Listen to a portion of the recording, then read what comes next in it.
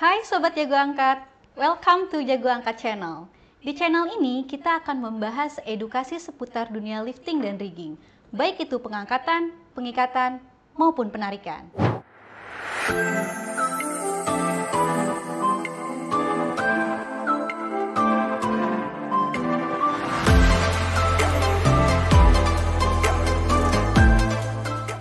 Video kali ini kita akan membahas pengenalan webbing sling. Nah, di video ini saya tidak sendiri, saya ditemani oleh salah seorang sobat angkat kita. Halo Mas Abdi, apa kabar? Halo Mbak Dia, alhamdulillah saya baik. Mbak Dia sendiri? Baik, alhamdulillah. Halo Sobat Angkat, gimana nih puasanya? Lancar dong? Nah, topik kita kali ini, kita akan mengenal webbing sling lebih lanjut. Saya itu sebagai Sobat Jago Angkat nih Mbak Dia, ada beberapa pertanyaan yang memang sekiranya saya sudah dapat jawabannya, tapi menurut saya kayak kurang tepat gitu. Nah, di kali ini nih, topik kali ini, saya ingin Mbak Dia bisa jelasin lagi ke saya lebih informatif lagi perihal webbing sling. Tapi tunggu, sebelum saya masuk ke pertanyaan saya, mungkin Mbak Dia bisa jelaskan sedikit ke Sobat Jago Angkat perihal webbing sling itu sendiri. Webbing sling merupakan kumpulan sintetik yarn yang melalui proses penganyaman dan dilakukan penjahitan sedemikian rupa sehingga menghasilkan kapasitas yang sesuai dengan standar. Umumnya, webbing sling terdiri dari bahan dasar 100% polyester yang memiliki kekuatan tinggi. Keunggulan produk webbing sling ini antara lain adalah webbing sling cenderung ringan sehingga mudah untuk digunakan. Aman untuk penggunaan dengan tangan, artinya manpower bisa membawanya langsung tanpa ada tools bantuan. Perlindungan terhadap kerusakan permukaan pada barang yang diangkat. Kita meminimalisir adanya stretch pada bodi barang yang diangkat, sehingga sangat fleksibel dan adaptif. Aman dari sinar UV, mengurangi kerusakan pada material webbing. Tahan terhadap suhu sampai dengan 100 derajat Celcius. Berikut merupakan tipe synthetic sling yang terdiri dari endless webbing sling, kemudian dilengkapi dengan attachment diantaranya terdapat triangle, kemudian dibuatkan dalam tipe choker sling, terdapat beberapa variasi eye, dan variasi eye ini sudah dijelaskan oleh IN 1492-1. Kemudian kita akan membahas mengenai color code dan capacity dari webbing sling. Terdapat beberapa variasi kapasitas yang dibedakan berdasarkan pewarnaan atau color coding. Hal ini dijelaskan oleh IN 1492-1 yang mana untuk webbing sling kapasitas 1 ton memiliki warna violet. Kemudian untuk webbing sling kapasitas 2 ton memiliki warna hijau.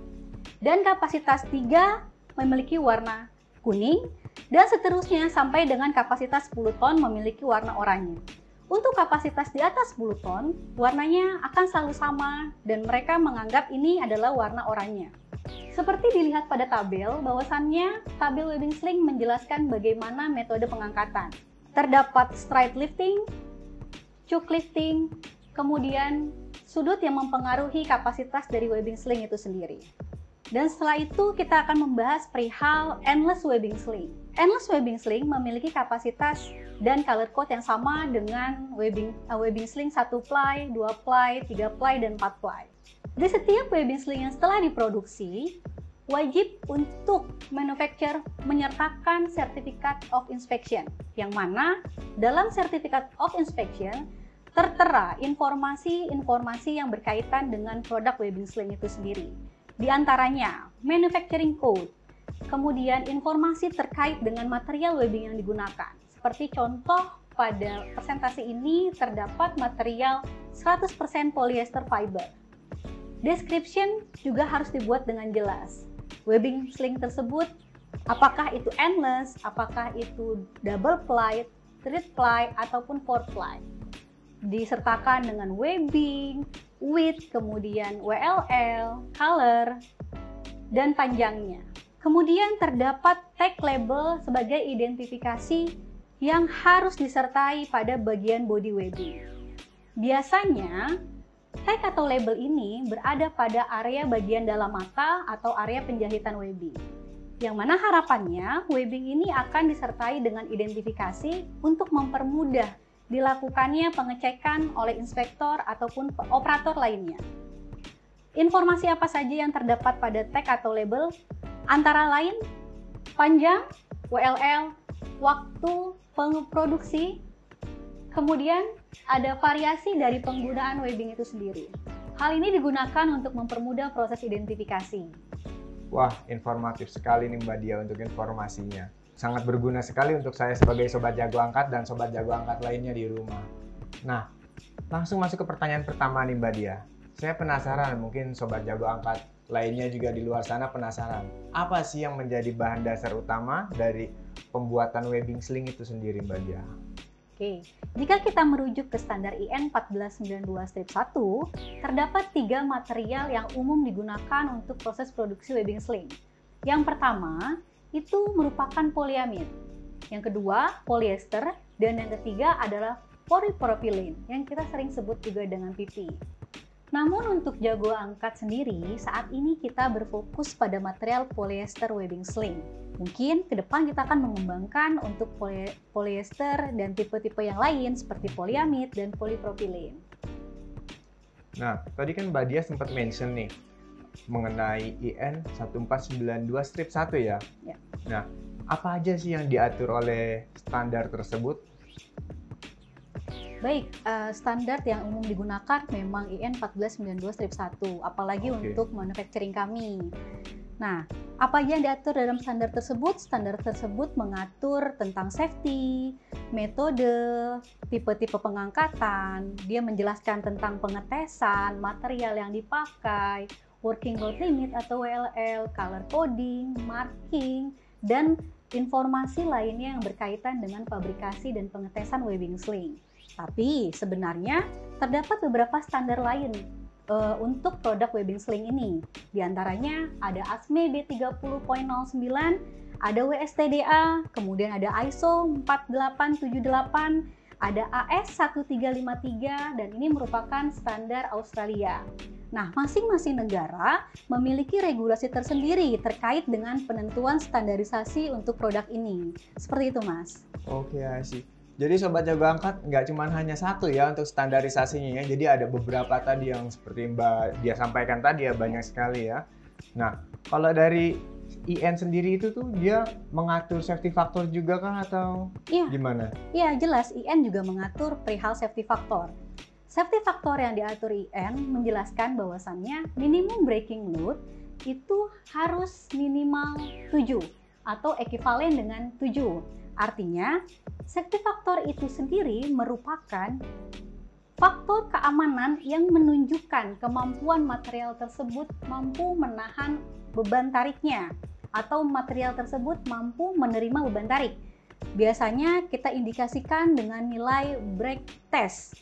Nah, kebetulan jago angkat memiliki fasilitas itu. Kita memiliki fasilitas pengetesan sampai dengan 100 ton.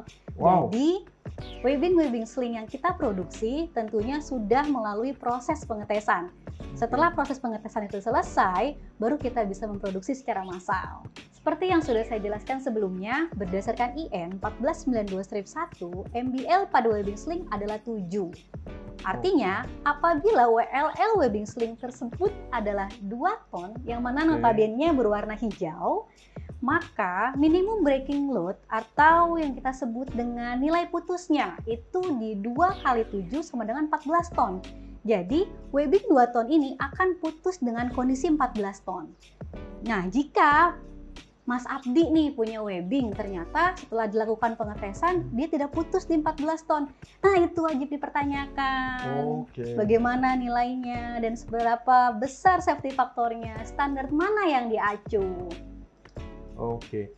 Nah, Mbak Dia, berarti jika webbing tersebut kapasitasnya 2 ton dan akan melakukan pengangkatan di atas 2 ton, sebenarnya dia masih bisa ya, cuman tidak disarankan saja ya untuk melakukan pengangkatan tersebut ya.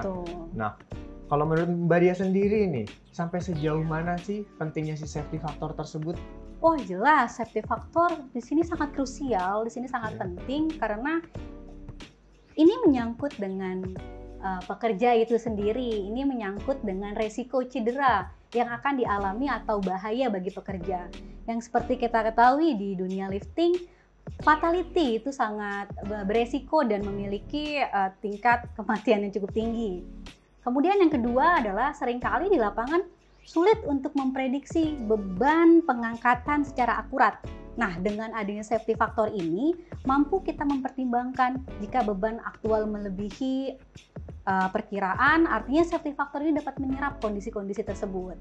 Nah, yang ketiga, faktor eksternal ini seperti manuver crane, kemudian swing crane, kemudian angin, ini yang sangat sulit kita kontrol. Jadi artinya semakin kita bisa mereduksi faktor-faktor eksternal, nah semakin baik pengangkatannya. Namun apabila faktor eksternal tadi kita tidak dapat minimalisir, safety factor di sini memiliki peranan yang cukup penting agar pengangkatan tersebut tetap aman. Seperti itu, Mas. Nah, saya rasa untuk safety factor ini menjadi peranan yang sangat krusial kayak tadi Mbak Dia sempat bilang ya, gitu, untuk membackup bisa dibilang margin of error dari perhitungan daya yang diangkat ya, beban yang diangkat gitu ya. Nah, Mbak Dia, kalau yang sejauh yang saya paham nih ya, mungkin sobat jago angkat juga di rumah